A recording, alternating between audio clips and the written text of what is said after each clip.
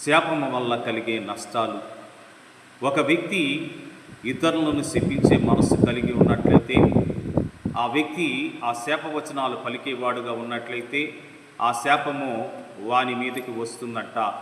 ఆ శాపము వానిని పట్టుకుంటుందంట. ఆ శాపము వాని కడుపులోనికి వెళ్ళిపోతుందంట. ఆ శాపము వాని ఎముకల్లోకి చొచ్చి ఉంటుందంట.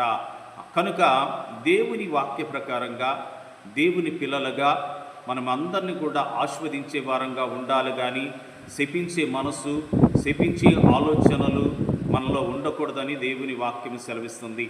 శపించటం వల్ల నువ్వు నష్టపోతావు.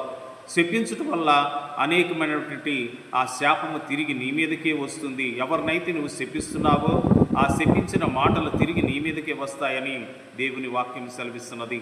పరిశుద్ధ గ్రంథము నుంచి దావీదు కీర్తనలు 109వ దావీదు కీర్తన 17వ వచనములో దేవుని వాక్యం ఈ విధంగా సెలవిస్తుంది.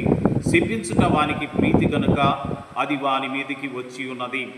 దీవెని యందు వానికి ఇష్టము లేదు గనక అది వానికి దూరముగా ఉన్నదని దేవుని వాక్యం సెలవిస్తున్నది. ప్రియమైన దేవుని సంగమా, ఇప్పుడు నువ్వు శపించినట్లయితే, ఎవరినైనా నీకు హాని చేసినప్పుడు ఆ వ్యక్తిని నువ్వు శపిస్తున్నావేమో, తిరిగి ఆ శాపము నీ మీదకి వస్తుందని నువ్వు జ్ఞాపకం చేసుకోవాలి. దీవించటము వానికి ఇష్టం లేదు గనక ఆ దీవెన ఏమైపోతుందంటే అతని నుంచి దూరముగా వెళ్ళిపోతుందని లేఖనాలు సెలవిస్తున్నాయి. రెండవదిగా మనం చూసినట్లయితే ఆ శాపము వల్ల వచ్చే నష్టం ఏంటంటే 109వ దావీదు కీర్తన 18వ వచనములు అంటాడు, తాను పైబట్ట వేసుకునినట్లు వాడు శాపమును ధరించెను. నీళ్ల వలె అది వాని కడుపులోనికి చొచ్చి ఉన్నది, తైలము వలె వాని ఎముకలలో చేరి ఉన్నదని దేవుని వాక్యం సెలవిస్తున్నది. ఆ శపించే వ్యక్తి, ఆ శాపనార్థాలు పెట్టే వ్యక్తి ఎలాగున్నదంటే, ఆ శాపము మనం వస్త్రాలు ఏ విధంగా అయితే వేసుకుంటామో అదే రీతిగా ఆ శాపము అతనిని ధరించుకొని ఉన్నదంట. రెండోదిగా ఆ శాపం ఎలాగున్నదంటే నీళ్ల వలె కడుపులోనికి చేరిపోయిందంట. మూడోదిగా ఇక్కడ చూసినట్లయితే ఆ శాపం ఎలాగున్నదంటే తైలము వలె వాని ఎముకలలోకి చేరి ఉన్నదని దేవుని వాక్యం సెలవిస్తున్నది.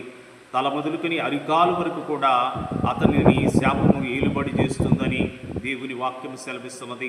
అంత మాత్రమే గాక 109వ దావీదు కీర్తన 19వ వచనములు అంటాడు, తాను కప్పుకొను వస్త్రము వలెను, తాను నిత్యము కట్టుకొను నడికట్లు వలెను అది వానిని వదలకుండును గాక అంటా ఉన్నాడు.